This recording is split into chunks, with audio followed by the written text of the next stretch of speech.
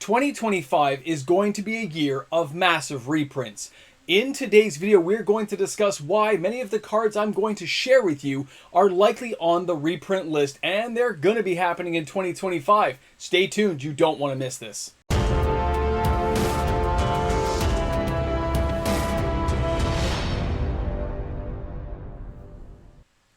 Reprints are a good thing for the game as long as it's organized correctly, and Wizards of the Coast is kind of hit or miss on that.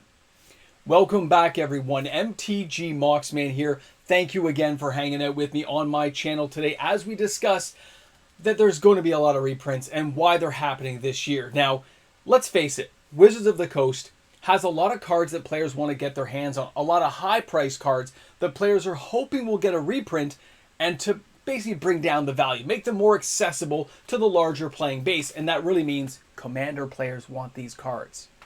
Now, some of these cards I'm going to share with you today have already had reprints, but remember that most of these cards we are going to talk about today only seem to show up in very premier sets, premium products. They're expensive and hard to get. They're a special guest that comes in like 5 to 10 boxes. It's impossible to know.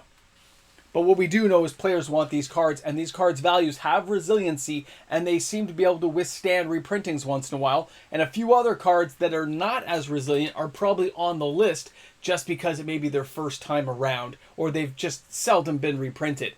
Wizards of the Coast wants the cards to be at least kind of readily available. You don't want reserve list territory for a large portion of your cards, and it is time to cash in. They have upcoming sets like Marvel. You're going to have iconic characters that kids have grown up with. How do you make it a little bit more exciting? You add in a couple of crazy cards. You add them in to make them exciting for players to buy into. So it's not just the artwork, but the actual Magic card as well. So enough of this talk. Let's start taking a look at some cards here. Let me share some stuff with you, and we'll talk as we go through this because there's a lot going on. Now, our first card here is Dockside Extortionist, okay? I'm showing you the Double Masters 2022. You can see this thing is still slowly going up, $2-3 a month. And here's the real kicker, guys. First, if you didn't know Dockside Extortionist, I'm going to put the image up for you. One red, one generic. It's a 1/2. When it comes into, when Dockside enters the battlefield, create X treasure tokens, where X is the number of artifacts and enchantments that your opponents control. Opponents. That's why it's so cool for Commander. But here's the thing about this card. I want you guys to remember this. Yes, this card has had reprints, okay? This stuff has been around the block. It's not its first time. But the value keeps going up because of all the new, cooler things that get added into the mix, making it a more desirable card. And since it hasn't been back into a regular edition, it seems to hold tremendous value. It's only been put into premium products. And this year will be no different.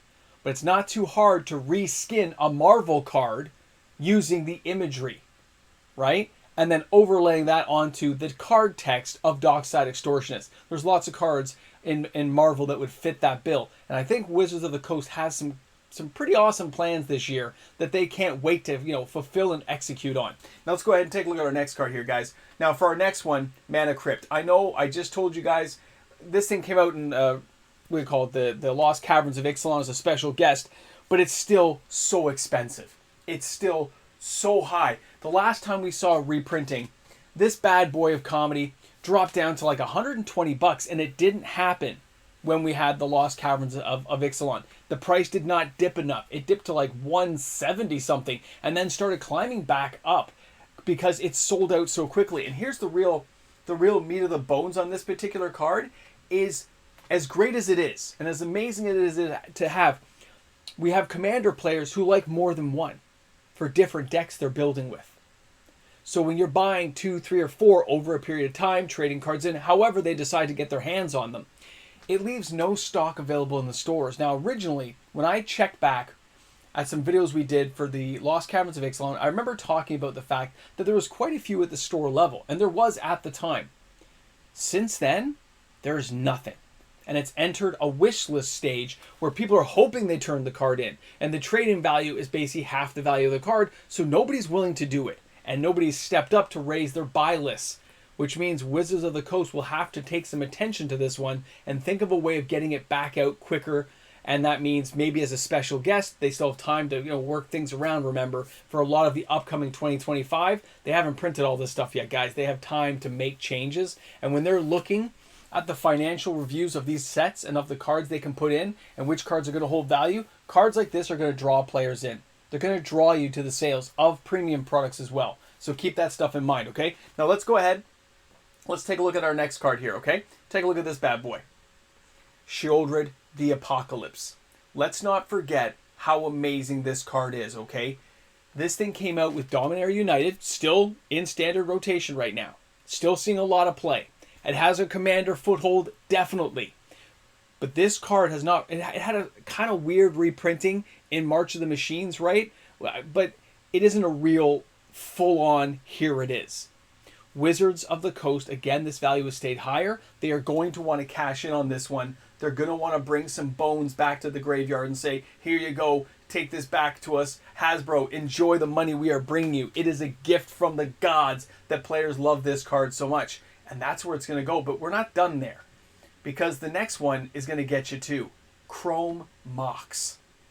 This thing has had a reprint, but again, it's not readily available. The thing's over $100 again. And it's flirting with like 110, 100, 110, 100.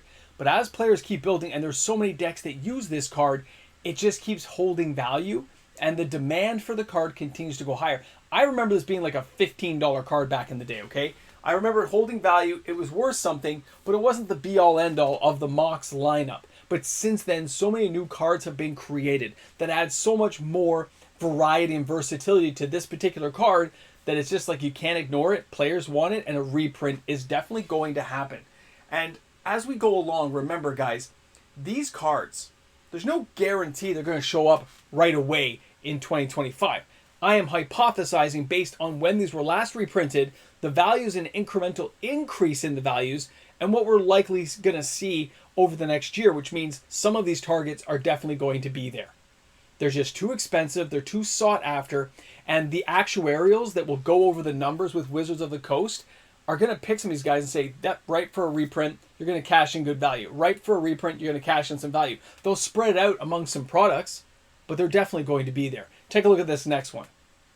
Now, here's another one that is definitely going to be ripe for a reprint. This is, of course, it's Ancient Tomb, but it's Balin's Tomb, because I love this particular artwork and the idea of this one. And of course, it got printed again inside of Lord of the Rings, but it still wasn't enough. It was still a very expensive product. Ancient Tomb is used all over the place. Guys, it adds 2 to your mana pool and deals 2 damage to you. Players don't care in Commander. They need copies of this card, and they don't want to rehash it. And they would love to see this card around the $40, $50 mark. Sought after, but still available and at a decent price tag. So a card like this is ripe for another reprint, even if it's just a special guest, to just cash in a little bit of the chits and get some value out of these cards. It's insane to think that's where we're headed, but it is. Now for our next card, Imperial Seal. This one's a little bit lower on the totem pole. It was out in 2022. It was its first reprint ever since being the Portal 3 Kingdoms type stuff, but it's still around the $90-something mark. It is only seeing a small incremental change in the last couple of months, where it went from like that $80, but it's slowly just trickling up ever so slowly, but ever so much. You can see the value slowly climbing each and every month, and that means when it goes over the $100 mark is when you start hitting that level that Wizards is really going to pay attention to the card and decide where this thing needs to show up. It doesn't mean it's going to be guaranteed, but a card like this isn't as sought after as some of the others on the list, but they know they have some value here that they can cash in, so they might choose to do it a little bit earlier. I myself remember paying like $200 and change to get the reprint, and I was really happy because the card was $1,000 plus before that. But since then, the original has totally basically gained all of its value back. This reprint is still holding decent value from 2022, and we're seeing increases in price. Wizards is going to gain on this one. Now, for the last one I want to share with you, we have the Eye of Ugin. Guys, this one from World Wake definitely needs a reprint, needs to come around again, and it needs to be found because there's so many people building with Eldrazi decks that a card like this is drawing a lot of attention, and there's actually a lot of chatter how it's still a very expensive card considering what it is. And honestly, taking a unique spot from the Marvel Universe and overlaying it with the text of the Eye of Ugin. Choose any land spot, 'cause it's a legendary land. They can choose any location they want. I don't care if it's Wakanda, Stark Tower, I don't care. They can choose something that's going to be cool, fit in well with the text, and they can reprint this card in a way that makes players desire it, and it may go twofold because it's a unique reprinting in the Marvel Universe. I see a lot of that synergy there. So these are cards, by the way. All the cards I'm sharing with you today are not cards I would go out and buy right now.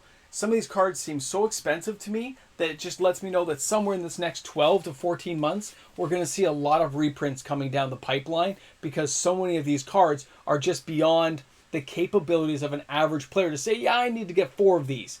It's a $400 or $500 investment. It's a lot. So Wizards of the Coast has been trying to bring down values of certain cards at a certain time because they can cash in on the IP value. But the last couple of years, we've also seen them been building IP value because they're not putting these cards in standard products. Although with play boosters, who knows, because the products are so expensive now.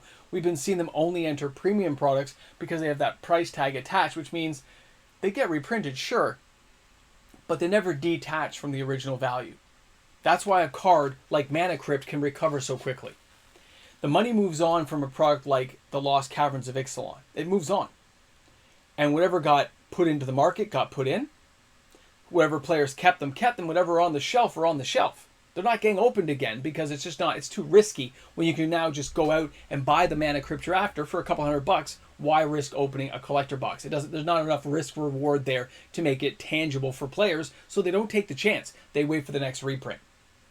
And that's why Wizards can keep reprinting products like this to build the excitement, but not really cost them a lot of IP equity. Yes, they want to reprint it. They want to say, well, no, we reprinted this. Don't you remember? We put it right here for you. You just didn't buy enough of it to get a copy. Just so they can put it back on you and say it was reprinted. Wizards has done a good job doing this, which is why we see things like fetch lands and shock lands only appearing in kind of premium stuff right now. They know they've got us, and they know we're going to buy it. So it's a good point to look at and understand that a lot of these cards may get reprinted. I really think they will. I think it's going to be en masse, but only in those premium products or in a guest slot that's super hard to get. But it is a reprint, and you did have a chance to get it, and that's what they care about. They want to be able to say they reprinted it. And again, when we've seen this fancy artwork style that's really taking off for players, these unique pieces of artwork on a card you really want to use, it really seems to keep the value. It seems to hold for players. And the information I thought I was going to find was not there. I thought we were going to see a lowering of pricing on a lot of these cards, but it's not happening. If anything, as demand grows for Commander as a format, we're seeing an increase in desirability, which allows for these cards to be reprinted more often with little impact on the equity of them. I know I usually don't say this about reserve list cards, but this is almost like a pseudo reserve list potential, where they're either going to reprint it, but they're going to make it hard to get. So hard and so expensive that it doesn't impact the secondary market. Keep it in mind, guys, a lot going on. Drop some comments in the comment section. Thanks again for hanging out with me today. And don't forget, this weekend is the Top 10 edition. We're going to see the hottest selling cards in Magic on Saturday, and then the reserve list Top 10 on Sunday. And of course, I have a live stream 6:30 Eastern Standard Time, and I'll see you guys there on Sunday for the live stream. Have a great day, everyone. Thanks for stopping by. And if you enjoyed today's content, don't forget to like and subscribe to the channel as we're getting closer to our goal of 25,000. We're only 900 and change away, and that's the halfway mark to the grand goal of 50K. Thanks again for making it happen, guys. Have a great day. We'll see you all tomorrow with another video. Hey, here we are again at the end of the video with the patrons. These are the guys who make it happen each and every day. So thanks again to all my fantastic patrons out there. We've also got the YouTube membership members. I don't care. It's amazing to have everyone here. And I'm going to say it every single day forever, because without you guys, I wouldn't have a channel. So thanks again, guys. Have a great day. We'll see you all tomorrow. Well. You guys made it. You survived another week with the Mox Man. It's Friday. Hope you guys are chilling like a villain. Got some coffee in hand? Watch, I'm going to slurp it for you. Wait, you just got here? It's your first time here? This is the Ramble Jamble. Ramble in the Jamble! And you made it. You're here with me now. Now you'll always be here. Always. What do we talk about? Whatever I feel like. And today, not much to say. It's going to be a pretty exciting year, though. Get ready for it, boys and girls. And Christmas time, I think we're in for something special. Have a great day, guys.